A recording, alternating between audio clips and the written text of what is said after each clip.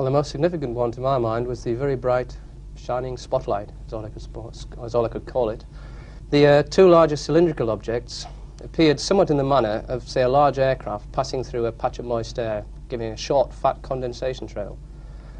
Well, there were no aircraft there large enough that we could see to have caused anything like this, and no other aircraft in the sky at that time in the direction we were looking.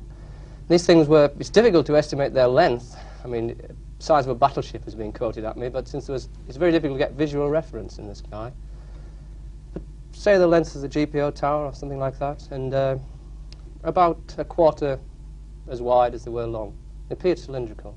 I mean, there have been explanations as to the shining lights or reflections off the sun from an underside of an aircraft, but most pilots have seen that sort of thing, and it was far, far brighter than that.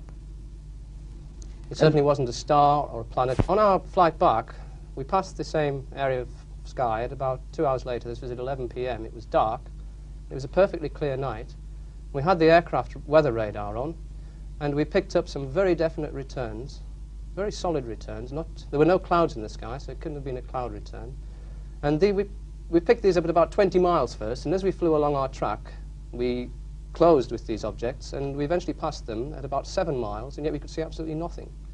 We had very strong returns on the radar from a distance of 7 miles, which is quite close in flying terms, and we couldn't see anything.